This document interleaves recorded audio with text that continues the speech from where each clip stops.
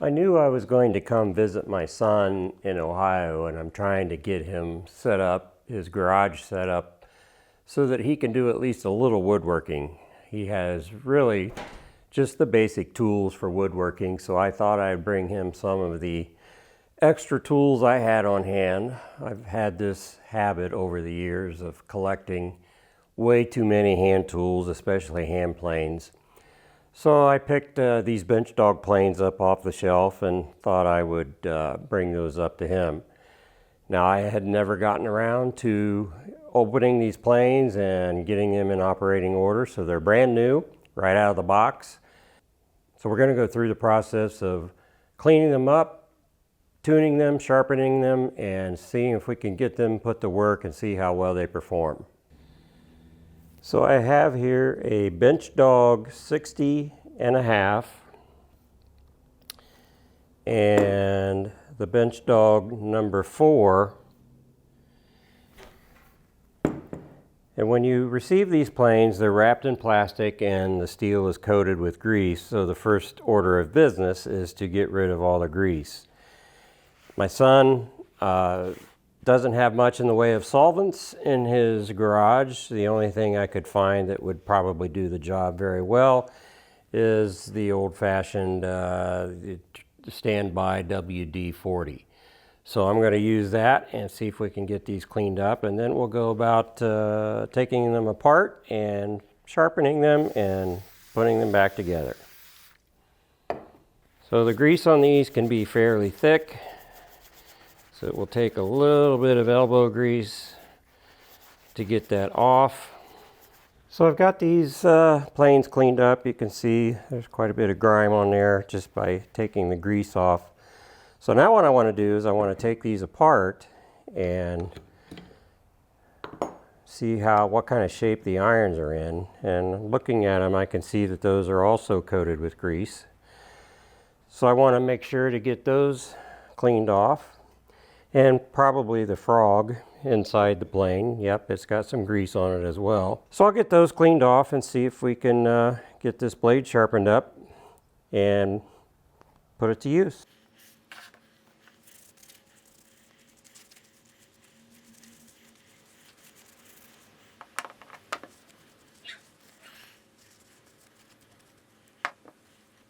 Now, as I look at this blade, you can see the original factory grind marks on them, and I always like to polish that up a little bit because there's still quite a bit of roughness on the cutting edge. So I'm going to use some diamond stones and an Arkansas stone to put a final edge on this and then reassemble the plane. I'm using this 3-stone honing guide or honing kit from Smith's. I just ordered it online. It comes with this nice stand and 3 stones mounted on this carousel. So to flip stones, you just lift it up, turn it, and then set it back down in place, and it keeps those stones nice and secure. So I'm going to start with the coarse diamond first, coarse diamond stone, and they also supply a honing solution to help remove the swarf as I sharpen. So I'm just going to put a little of that on there. Now when I hone, I like to put the blade down and then lift it up until I can feel that bevel click, and then I just go back and forth like so, keeping that same angle. And you can check your progress against the factory marks. I can tell that I'm already getting some cutting action here at the edge. So I usually check the sharpness with my thumbnail, and this is nowhere near sharp yet because it wants to slip off my thumbnail. But I have started to remove the grinding marks, so I think I can move up to the finer diamond stone and give that a shot.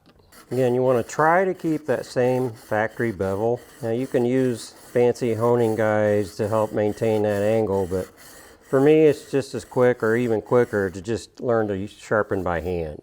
So to remove the burr, I'll just drag that, making sure that the iron is completely flat on the stone. I'll just drag that back a few times and take that burr off. I did forget to mention too, silly me, that the first time you get a plane or a replacement iron, you want to make sure that the back is flat. It's absolutely critical that the back is flat before you sharpen the bevel. That's the best way to make sure that the cutting edge is nice and straight. So I'm going to go back to my coarse diamond and place my plane flat on the stone, and I'm making sure that all the pressure is downward. Don't want to raise the back of this iron at all, because that puts a bevel on the back side, which is not necessarily what we want at this point. So I'm just going to run this back and forth across the back, making sure that plane iron is flat on the stone. I have no idea or any experience with bench dog planes, so this will be a learning experience for me as well to see how well they perform.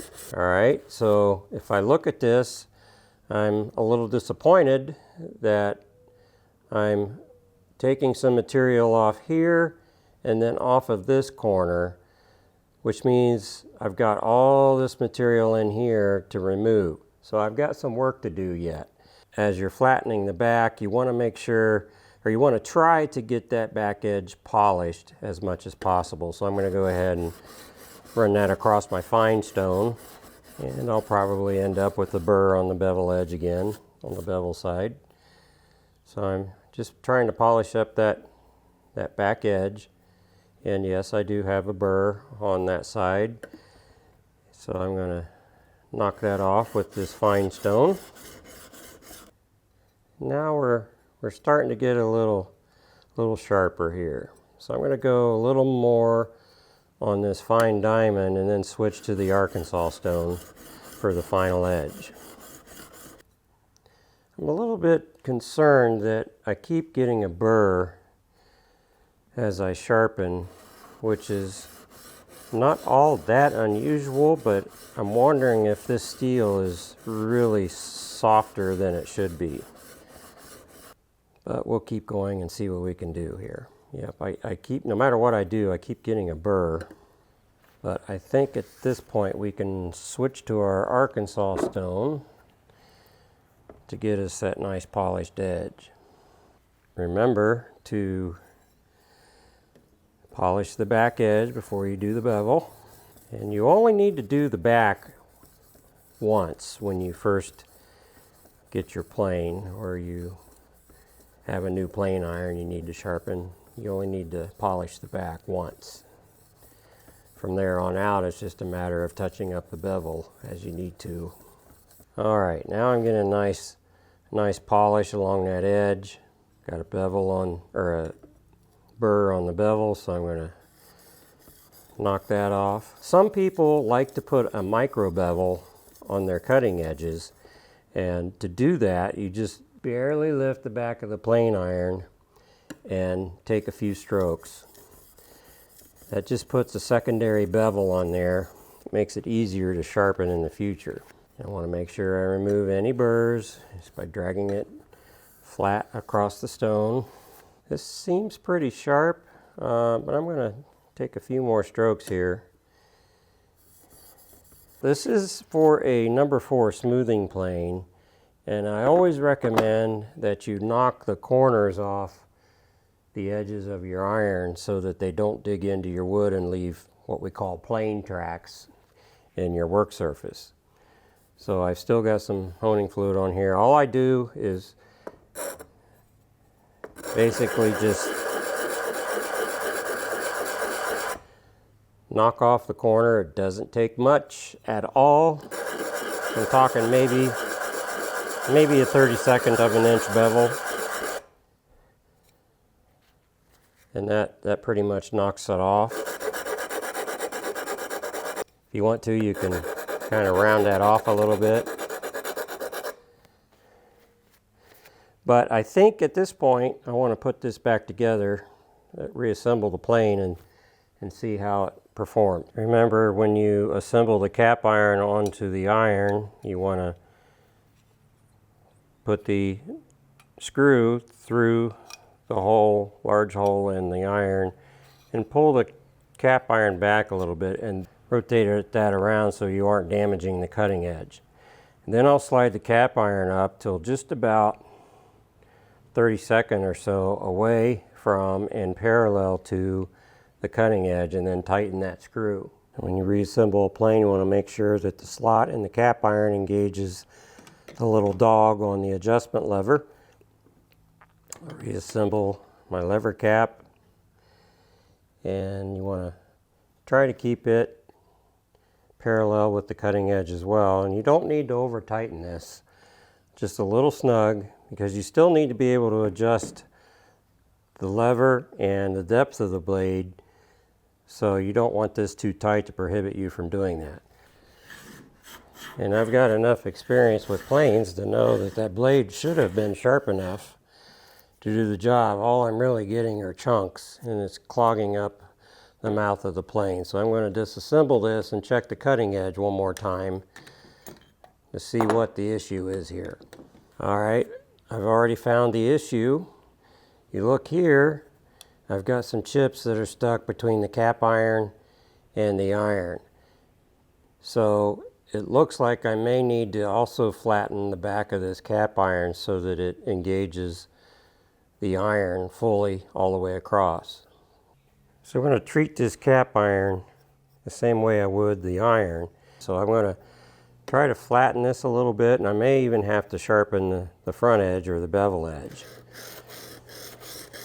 Now I will say that these planes have been in the boxes for quite some time, and it's possible that they've improved their manufacturing processes since these were made.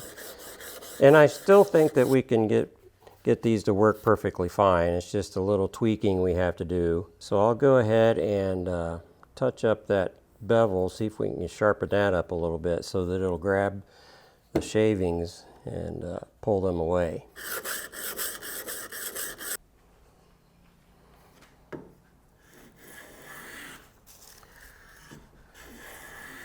Okay, I'm actually getting some shavings now, and it doesn't appear to be clogging. This is a soft wood, it's pine, so it's also a good test of how sharp the blade really is. If you can cut a soft wood and get a shaving, then you know your blade's sharp. So it looks like I might still have just a wee bit of tweaking to do, but overall I'm glad we made some progress with it. I did find out that it did have a flat edge where it butts up against the iron. So as the shavings were coming off, they were just getting caught on that flat edge. So I took this back to the coarse diamond stone and actually rounded over that cap iron just a little bit. I had to take some material off the heel of that backside so that front edge of the cap iron would rest up against the iron. Now, as I'm looking at this, I still see a few little shavings caught in between the cap iron and the iron. At least I'm impressed that we've got some shavings, and I think we can tweak this a little more and get it perfect.